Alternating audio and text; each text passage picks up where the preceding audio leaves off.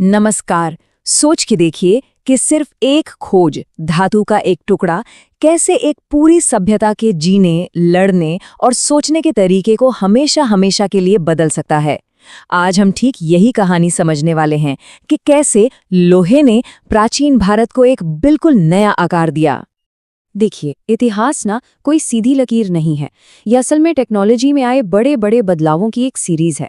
सबसे पहले था पाषाण युग यानी स्टोन एज, फिर आया कांस्य युग ब्रॉन्ज एज जिसने हमें महान सिंधु घाटी सभ्यता दी, और फिर आया लौह युग आयरन एज जिसने वैदिक काल और आने वाले भारत की नींव रखी।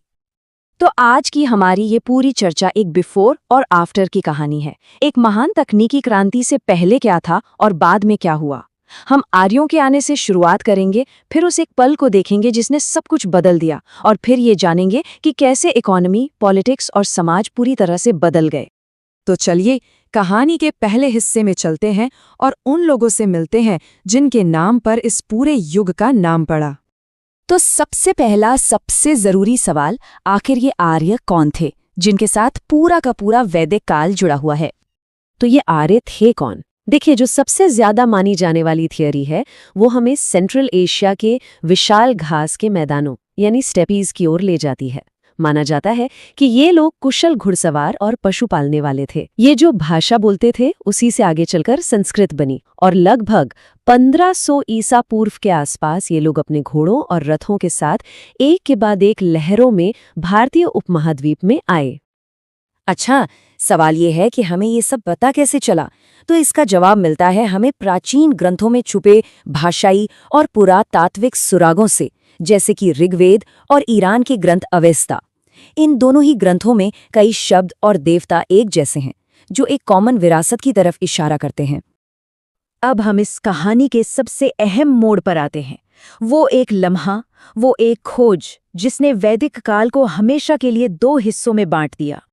इस तारीख को याद रखिएगा, 1000 ईसा पूर्व। ये लगभग 900 साल लंबे वैदिक काल की समझिए एक डिवाइडिंग लाइन है। और इस जबरदस्त बदलाव का कारण था लोहा। इस एक धातु ने उन्हें दो ऐसे क्रांतिकारी औजार दिए। पहला, लोहे की कुल्हाड़ी जिससे जंगलों को साफ करना आसान हो गया, और दूसरा, लोहे का हल जिसने कठोर जमीन को उपजाऊ खेतों में बदल दिया।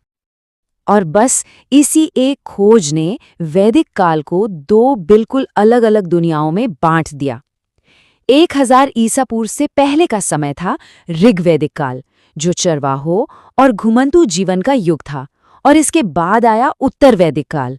ये किसानों और बड़े बड़े राज्यों का युग था, जो लोहे की नींव पर बना था।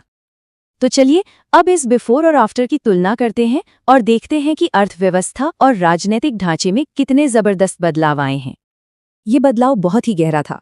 देखिए, शुरुआती वैदिक काल में दौलत का मतलब था मवेशी, खासकर गायें। लेकिन लोहे का हल आने के बाद दौलत का मतलब हो गया जमीन। जहां पहले जौ जैसी सीमित खेती होती थी, अब गेहूं और चावल के बड़े बड़े खेत लहलहाने लगे। और जहां पहले लोग राजा को अपनी मर्जी से तोहफे देते थे, अब उसकी जगह एक रेगुलर टैक्स सिस्टम ने ले ली। शुरुआती वैदिक काल में गायों की क्या अहमियत थी, ये समझने के लिए बस एक शब्द ही काफी है, गविष्ठी। इसका सीधा मतलब है गायों की खोज।